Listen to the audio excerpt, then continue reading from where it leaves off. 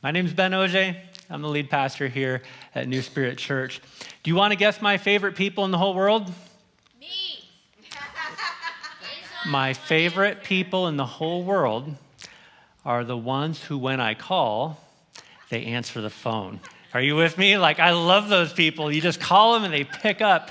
One example is Mark. I dial his number. He picks up. He's like, hey, what's up, buddy? I say, hey, you bringing chicken to staff meeting? He's like, I already got it. Is that it? No, that was it. I was just calling a chat. He just picked up the phone. That was amazing. I love Mark. Also, Lori, our welcome director, whenever I call, she picks up. I say, hey, Lori, I got another volunteer for you. Where do you want him? She's like, I'll figure it out. I'll get him cleaning toilets or something. I don't know, but it'll be great. Lori just picks up the phone whenever I call. It's amazing. I love Lori. I love Mark. I have a friend who's a church planter.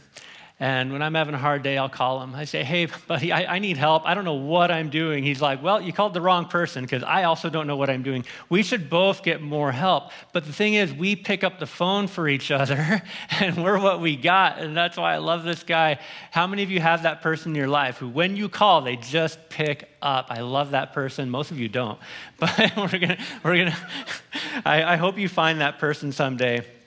What also kind of hurts is when you call someone and they don't pick up the phone. You have lots of those people, I take it. Here's what happens to me. I'm at the store. I call Jen. She doesn't pick up. And I'm like, what do I do? They're not picking up. I guess we're having spicy salsa. We're just living this way. I don't know what else to do except buy the spicy salsa. I call my mom. She's not picking up. I'm like, I'm on the way with the kids. I guess I'm dropping them off because you're not picking up and you're taking them for the evening. That's why you got to pick up your phone when I call. Otherwise, you're getting spicy salsa or my kids for the evening. So are you ever just waiting for that important call back? You're not sure if you missed the call back, but maybe should I call? Here's an example. You're hoping to hear back from a job interview or the doctor's office. You need that call back, and you're eagerly just picking up the phone. This could be them. Oh no, it's just a scam caller. Dang it! I really need this to be the call, but I keep picking it up, and it's the wrong person. Or you get that ping notification on your phone. This is it. Oh no, it's just Bed Bath & Beyond. Let me know they exist. I hate when they do. You're eager for that callback or that message. You have to hear from this certain person, and then you think, maybe I should call them. I should call that job. No, I already left them a voicemail. I don't want to look desperate. I don't want to what do I do? I need that callback. I need them to return. But I'm not hearing it, or they're not doing it. I'm not sure. And the thing is, a lot of us feel that way with God. We prayed, we called him with our prayer, and we asked him for direction. We sought after his will. We're supposed to do that. We're supposed to pray, but God, where's your answer? You're not answering the phone. You're not answering my prayer. Why don't I hear anything when I talk to you? And then so we say, God, it's no big deal. I'm going to leave you a voicemail and go ahead and get back to me. Now, because I really need the answer right now. And then you're waiting, and you're wondering, did I miss it? Did he talk back to me and I just missed it? I wasn't reading it clearly. I wasn't paying attention. He tried to say something back to me, but I just missed that call back. And we wonder, what am I doing wrong? Did I pray wrong and now that's why I'm not hearing back? Did I have too much sin this week? Did I have not enough faith this week and I did this all wrong and now I don't hear the voice of God? You're wondering, did God, he did talk back to me. I just wasn't paying attention. I was doing something else. I was distracted. Did he try to talk to me and I just missed it? Or you wonder, did I blow it? I just sinned too hard or had so little faith and I missed his will and now I don't know his plan and now I'm stuck with plan B. I'm just in life off of God's rail, off of his tracks, and did I miss the call back from God? And so today we're talking about 3 ways that we miss God's will. And this is part of a series we're doing called Knowing God's Will. And I hope you see in this series, as we wrap it up today, I hope you found that God's will is just so much bigger than the limited mindset that we approach him with. That it's also just much more freeing and it's much more personal than we ever imagined. And in week 1, we laid a foundation for God's will, talking theologically about the different aspects of his will. We talked about his sovereign will, how This is like through the course of history, it'll happen. His creation and the coming back of Jesus Christ and just certain things will happen because he's sovereign and in charge, and we can't derail his sovereign will. There's also his moral will, how he wants certain things about our character and behavior, and the Bible talks on and on about his moral will. There's also his permissive will, what he allows us to do, even if he doesn't wish we would do it. There's certain things that he allows, and that's the aspect of his permissive will. We also looked at his personal will for us. His personal will is that we accept Jesus Christ and that we get involved in church, and that there's so many aspects even to his personal will for us. And the bottom line is that discovering God's will really starts with discovering God's heart, and I hope you've done that this month. The next week we asked, what does God want me to do with my life? And we saw that the world, they celebrate what we do. God celebrates who we are. It's much more about our who than our do when it comes to God's will for us. And last week we asked, why isn't God's will clear? Why isn't it obvious? And we saw that God's will isn't really, it's not unclear, it's just unfolding. Just because we meet resistance doesn't mean that we're lacking clarity. We just have to see how it unfolds. And so if you missed one of those, I really hope you go back and watch it on YouTube, because we're really building layer upon layer as we look at God's will in this series. If you see us on social media, on Instagram or Facebook or TikTok Reel, it really helps if you like and comment on those videos. That helps the social media company spread that message out to more and more people, especially locally. And you know that this corner of the country needs the gospel more than ever, and I hope that you support that ministry and help get the word of God out to more and more people. But today we are answering the question, did I miss God's will? Well, there's 3 ways we can miss it, and we're going to look at 3 of them. First is that we're superstitious about God's will. Second is when we overanalyze God's will. And third is when we assume that hard means wrong. Those are 3 ways we can miss it. The bottom line is that we miss God's will by missing how God's will works. And if you've ever just felt confused, like, I don't understand God's will. Everything about this is like just confusing. Like you're misreading all the messages he's sending back to you. You're not discerning it. You're not putting it together properly. Then this sermon's for you. And if you've ever felt empty, you've ever felt abandoned, like you didn't pick up the phone, you didn't call me back, then this one is definitely for you. You might be falling into one of these 3 traps. And the good news is if you can recognize them, then you can avoid them. So let's look at the first one. Did I miss God's will? Well, maybe you did. We can miss it if we're superstitious about God's will. Here's what I mean. We say, God, if you want me to move forward, you'll give me a green light. And then the light turns green. Great, I'm moving forward. Or it's more complicated than that. God, if you want me to do this thing, you'll give me a sign. You'll give me 3 green lights in a row on Auburn Highway. That never happens. Except it did this time. Now, that's God speaking to me. Now you want me to do this thing. And sometimes that's not God. That's you looking for permission from God for what you want. Like what you had in mind was your idea, and you're asking for God to confirm that through some superstitious sign. Oh, he did. Now that he's confirming my will. That's really not how God's will works. Sometimes we tell him what we want, and we tell him to give us a sign to confirm what we want. Like, Lord, I really want that truck with the lift kit, and if you want me to have that, you'll just let me hear your will. You'll just play that song, K-pop Demon Hunters, on the radio. If I hear that song, I'm getting the truck. You know that song's coming up. It comes up every hour. You can't avoid it. And so you're just asking for him to confirm what you already want. That's just being superstitious. Asking him to confirm and give you permission for what your will is. In other words, God, do what I want. I'm not asking for direction. I'm asking for permission. It's different. In the scriptures, Jesus had a strong reaction against some people who were looking for a sign. And here's what Jesus says. It says, then some of the Pharisees and teachers of the law said to him, Teacher, we want to see a sign from you. This was sort of a wrong motive. They weren't really curious about God's direction. They're just like, prove something to me. And he answered, a wicked and adulterous generation asks for a sign. The problem is that they weren't seeking direction from God about what to do. They were seeking proof from God just on their own terms. I just want to see proof. Give me a sign. Show me yourself. And I wonder if this is how Jesus reacts when we ask him for proof for something that we already want. We're doing it on our terms. And Jesus goes on to say, none will be given it except the sign of the prophet Jonah.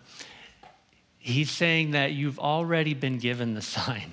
Jonah was 600 years ago. I gave you Jonah. I gave you that sign. You have enough signs. What you need now is obedience, not more signs. And a lot of people are seeking a sign from God, but they're not really seeking God. Like we might pray to God one time, and then we don't really pray a lot. We just pray one time because I just want what I want, and I don't really want him. I just want what I want. We ask God, open a door for me, and then the Bible is not open. Like I'm just asking God to open what I want, but I'm not seeking his direction in his word for what he wants. We're not looking for a supernatural sign from God. We're looking for a superstitious sign that we just kind of made up. There's a difference. You have to see it. In the Old Testament, God called Gideon to deliver his people. Let me show you what happens here. The Lord turned to Gideon and said, go in the strength you have and save Israel out of Midian's hand. Am I not sending you? Gideon replied, if now I have found favor in your eyes, give me a sign that it is really you talking to me. Okay, God clearly spoke to Gideon, but he still wants a sign. He already spoke clearly. He still wants a sign. That isn't a sign of faith. That's a sign of fear. And let's see what happens with Gideon here. Gideon said to God, if you will save Israel by my hand, as you promised, look, I will place a wool fleece on the threshing floor. If there is dew only on the fleece and the ground is all dry, then I will know that you will save Israel by my hand, as you said. And that is what happened. Gideon rose early the next day and squeezed the fleece and wrung out the dew, a bowl full of water. Then Gideon said to God, do not be angry with me.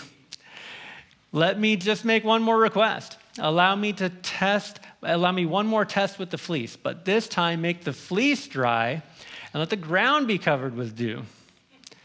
Okay, here's the point. Gideon's going to miss God's will if he keeps asking for signs. If he keeps doing all this superstitious stuff, he's gonna miss God's will. I've told you, I've called you, I've sent you, you need to just do it. Stop delaying with all these requests for more superstition. And I'm ashamed to admit this, but when I was a lot younger, when I was a lot dumber, I said, God, I need a sign from you. I was single, I said, God, if you want to show me who I should marry, if you want to show me the girl that's the right one for me, here's what you'll do for me. You're going to have her sing or present a certain song to me. It's Michael Jackson's song, Ben. It's a banger. It's a good song, okay? And it's so specific, and it's so like no one would ever do this unless it was God, because it's so random. I said, God, if you have the right girl for me, just have her play that song for me or sing it for me, Ben by Michael Jackson, then I'll know that this is the one.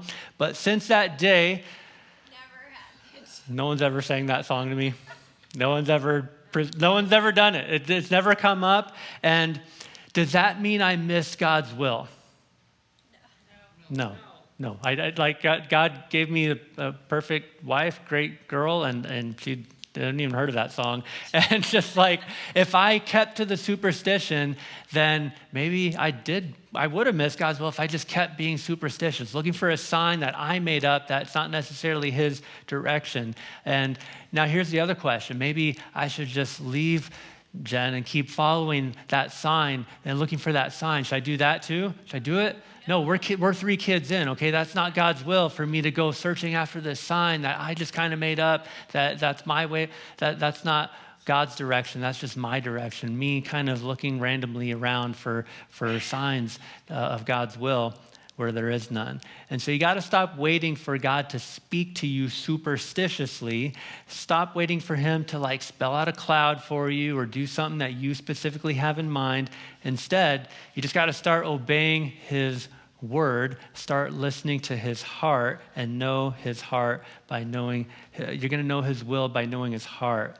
And once you start to understand his sovereign will, his moral will, his permissive personal will, and start to know his heart, you're really going to start to see clearly his will for you. It's not going to be through superstition.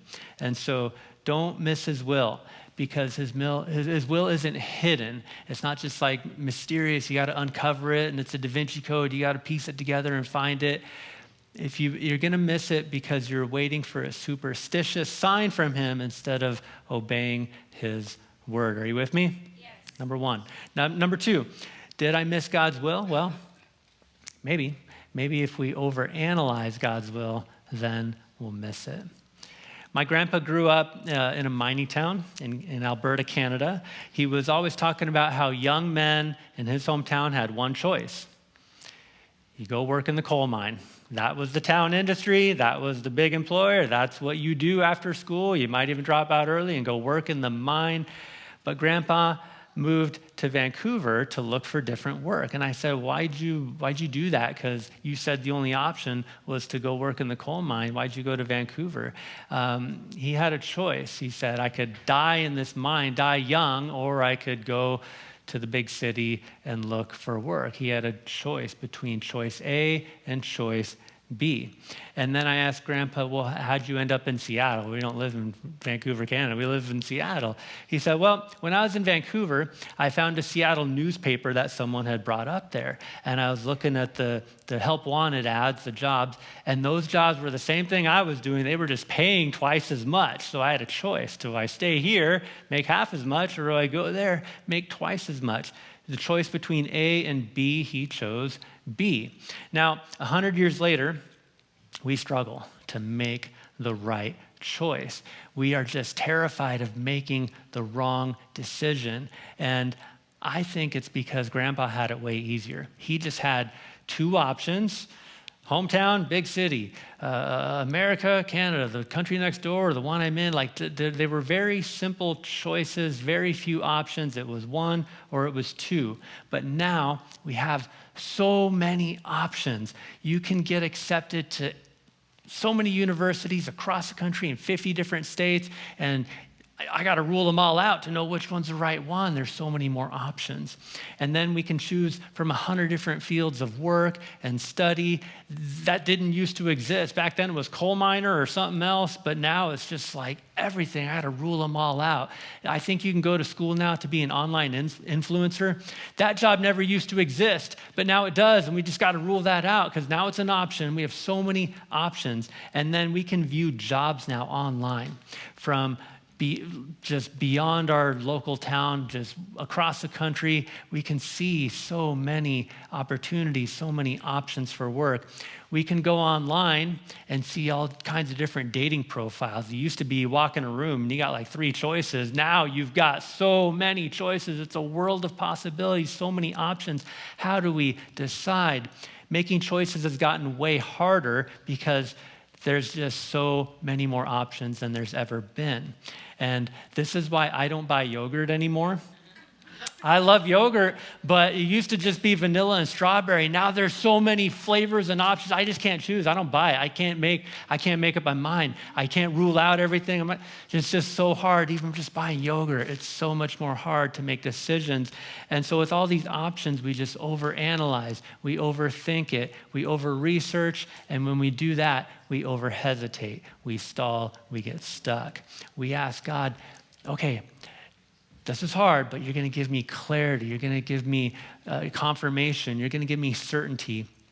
God, show me your will so I don't make a mistake about what to watch on Hulu tonight. There's so many options. How do I choose which one? Or do I go to the Netflix or the Disney? I don't even know. There's so many options, so hard to choose even what to watch nowadays. And with so many options and without knowing God's will clearly, we just stall. You're just sorting through Hulu and Netflix, you're stalling because there's so many options. And in so many ways we do this. We don't marry the girl because I haven't ruled out every other option.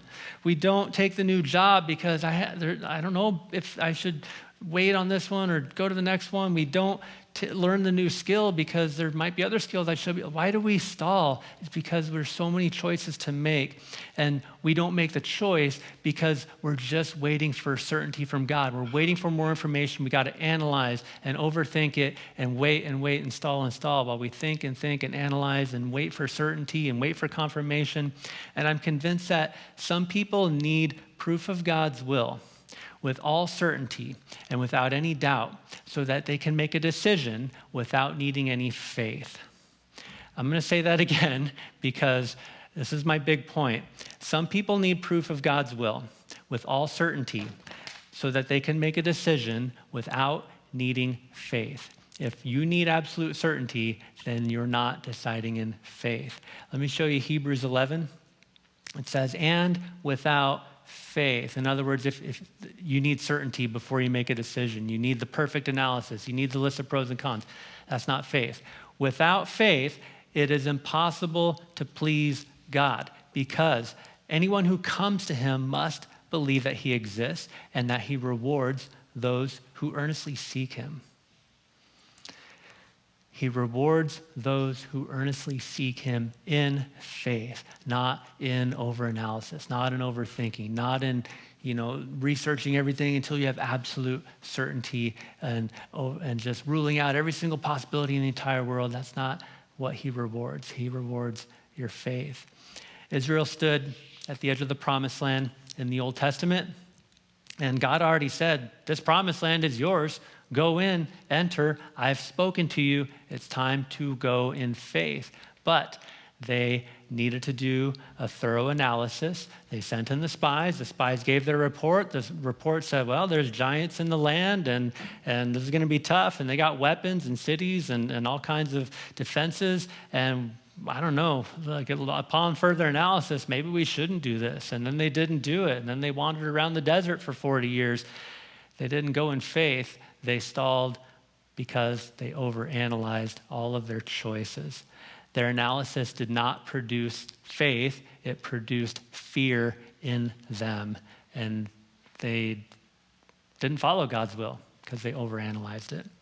They talked themselves out of it. They wandered around for 40 years.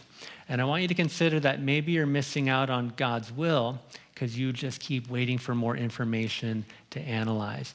And I just imagine my grandpa sitting around just analyzing. Does coal mining really cause early death? Let me just research before No, he just made the decision and acted in faith. I imagine Noah sitting around studying hydrology before he built the ark. He didn't do that. He built the ark. I imagine if I had read every single book on church planting and church growth and church everything before starting a church, we would never start the church. I'd still be reading. There's so much analysis to do that at some point you have to just stop analyzing and start acting in faith. And I want you to consider that God isn't giving you more information because he's giving you more faith to make the decision, to make the step. He's not giving you clarity and information because he's giving you faith instead to do what he's told you to do. I'm convinced that this is the most hesitant generation we've ever had because it's a generation that's had the most options than ever before. And it's harder now to make a decision than it's ever been. We're faced with so many options. But don't miss God's will by over-analyzing your options. Following God's will doesn't require excellent analysis. It requires excellent faith. Are you with me? Yes. Number 3. Can I miss God's will? Well, you can if you assume that hard means wrong. A lot of people do this. You prayed. You trusted God for your future. You walked through the door that he opened. It's really hard, God. There's so much resistance and people hate me now and I don't know what to do. It's so hard. You moved and then you felt alone. I thought that was going to help when I moved. You became faithful with your finances. God, I'm going to do what you want me to do financially, but now I just have less money and I'm struggling more than ever. God, I'm praying to you. I'm reading my Bible every day like you want me to, but now I'm still depressed. I'm still anxious. Why? It's hard. I thought this was going to get easier being in your will. But if hard equals wrong, then Jesus going to the cross would have to be the biggest mistake in all of history. That's the hardest thing in all of history. And if hard things mean wrong things, then Jesus going to the cross was wrong. Was it wrong for him to go to the cross? No. Was he in God's will? Yes. Absolutely. 1 Peter 3 says, "For it is better, if it is God's will, to suffer for doing good than for doing evil." That means sometimes it is God's will for you to suffer while doing good. And it's better for you to do something difficult for the glory of God than something easy for your own selfish desires. Sometimes it's his will for the path that he has you on to be hard. That's just his will for you. And the Apostle Paul is an example of this. He quit a comfortable job. He worked for the government. Like, those are comfy jobs. He worked for the Roman government, probably had a nice, good pension. And then he quit that job to go plant churches where he got beaten and imprisoned and shipwrecked and bit by a snake. This is hard, God. I thought I was doing your will, but this is much harder than my Roman government job. Was Paul's ministry and church planting in God's will? Yes. Absolutely. Was it hard? Yes. You bet. And since then, since Paul, thousands of missionaries have done the same thing. They've gone to plant churches, spread the gospel, preach God's words to the corners of the earth, and they've been beaten for it, and they've been killed for it just because of their ministries. Was spreading the gospel to the ends of the earth in God's will for these missionaries? Yes, it was. Was it hard? Yes. You bet it's hard. If hard meant wrong, then we shouldn't have kids. Just think of that. Like, kids are hard. And if hard meant wrong, then we shouldn't have started a church. And if hard meant wrong, then that just means treadmills are wrong. Think about that. You got to stop blaming the treadmill, okay? That's not, hard things are often the right things. That's God's will. And don't confuse comfort with calling. God calls us to do difficult things. You're comfortable just living with your boyfriend, but he's called you out of that comfort into a higher standard. Commit to this person. That's his will. It's harder to commit, but you're not just meant for your comfort, you're meant for his will. You're comfortable being a saved Christian, but he's called you to a higher standard, not just coming to church and being saved and being fed every week. He's called you to a higher standard of serving and being in ministry, and it's harder, but it's his will. You're comfortable just kind of, I want to be a saved Christian, and I just kind of want to coast and make some friends, but he's called you to so much more than just finding Jesus and just kind of skating by in life. The hard thing is often the right thing. God didn't say that his will for your life would be comfortable. He didn't say, take up your pillow and follow me. He said, take up your cross. That means we're crucified with Christ as we drag our cross and follow him. It's torture sometimes doing the right thing. If you're looking for easy, then you're not looking for Jesus. It's not easy. If you assume that hard means wrong, then you're gonna miss God's will. Recapping what we said today, we talked about how awesome it is when someone just picks up the phone. I love those people. I love it when God just picks up the phone. But so often it feels like he's not picking up, or he's answering back and I'm just not hearing it and I'm missing it and I'm frustrated and I don't get the answer. And we wonder, did he try to answer me and I just wasn't obedient? I just wasn't paying attention. We ask, did I miss God's will? We talked about 3 ways we might miss it. First is that we're superstitious about God's will. Second is that we overanalyze God's will. And third is that we assume that hard means wrong. Bottom line is that we miss God's will by missing how God's will works. And I just want to ask you to reflect on one one of these questions that I'm about to bring up. Just if this one applies to you, just reflect on it. And if all three of them apply to you, and just reflect on all of them. But the first one is, where are you waiting for a sign when God has already given you a step? Think about your example. Just put that at the front of your mind. You don't need a neon light in the sky. You have his word. You have his spirit. You have his church. What's the step you already know he's calling you to do, but you're still waiting for another sign? Number two, where are you overthinking and need to grow in faith? You've made that list of pros and cons and done the analysis like 17 times, and it's not more analysis you need, it's just more trust. And will you trust in God? Will you follow him in faith even when you don't have all the answers? What is that area of overanalysis for you? Number three is, where is God calling you to trust him enough to risk something? What's he calling you to that risks your comfort or your reputation or your security? You're putting it on the line to follow him. Something you assumed was wrong because you met resistance. It was hard and you stopped. What is that area for you? What's the one thing you think of when I ask you those questions? Just put that at the front of your mind. What is that one thing that you're needing to work on? And I want you to keep that just at the front of your mind as I pray for you. Would you close your eyes with me? I just want to pray for you about that one thing. Father, do a work in us. Help us move forward in this one thing. Can I just ask you to lift your hands toward God in this moment? Just not toward me, just to him. Put your hands toward him.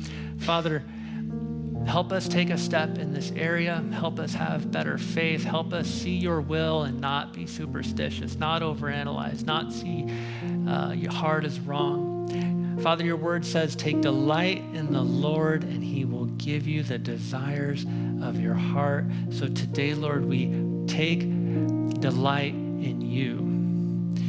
Not just what you can do for us, but in your character, in your personality. We delight in your will and the different aspects of your will. We just love your character. And God, now help us look at your heart. We're not just trying to look for signs today. We're looking for your heart today. Help us understand your will by understanding your heart. Help us endure hard things as we walk in your will and in faith. Help us take steps of faith without certainty and without confirmation. Just help us take that step. The good news to those of you who haven't yet made Jesus the center of your life, you've tried to follow his teachings, you've fallen short of most of his teachings, and I get that. You can put your hands down now. I know it's getting tiring. You can do that. But I just want to talk to those of you who, you've tried to make Jesus the Lord of your life, but you keep messing up and you keep falling short. We have a word for that. We call it sin. Sin is where you just fall short of the glory of God, but there's not a person in this world who isn't in the same camp as you. We've all sinned. We've all fallen short. But the good news is that he takes our sins to the cross. He redeems them. He pays for them to forgive them.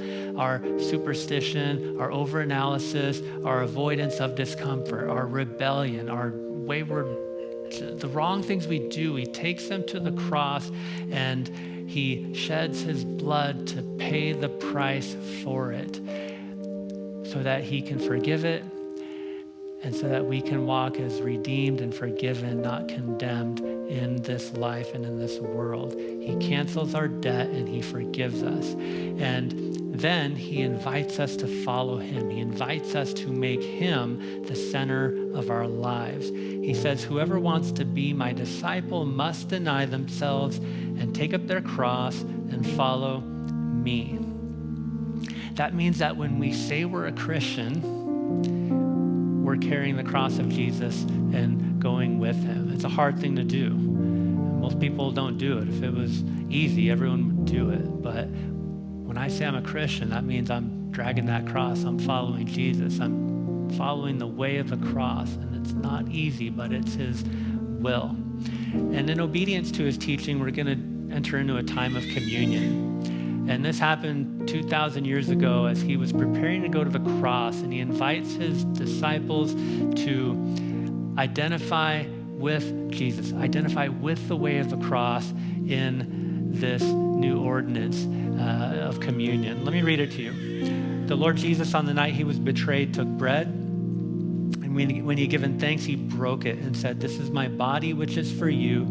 Do this in remembrance of me." In the same way, after supper, he took the cup, saying, "This cup is the new covenant in my blood. Do this whenever you drink it in remembrance of me. For whenever you eat this bread and drink this cup, you proclaim the Lord's death until he comes."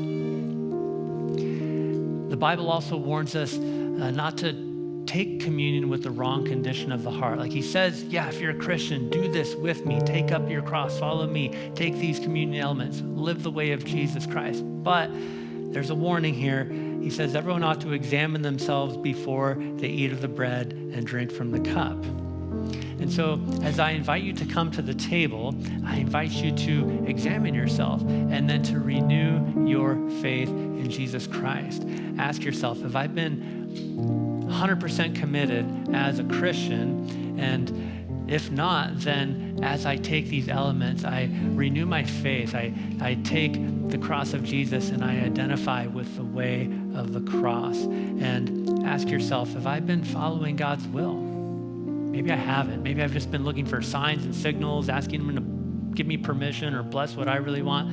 If something we've talked about today has been what you've been doing, then as you take these elements, you're saying, okay, the old is gone, the new is here. And as I take this physical act of faith into my body, it's representing a spiritual act of faith that's going on inside of my heart. During the song, you'll come forward and you'll pick up the communion elements. I invite you to come up the center aisle and return by the side aisles. Don't try to fight your way back through the middle. It won't go well for you. But then as you go back to your seat, you can take this communion individually, or you can do that with your family, your friends, your kids, whoever you came with. If you have kids, help them understand what they're doing. You can help them take that with you. Now I want to invite you to stand with me. And as I leave the stage, think about, what did I decide today? What am I going to do? Not just what did I learn, but what am I going to do about it?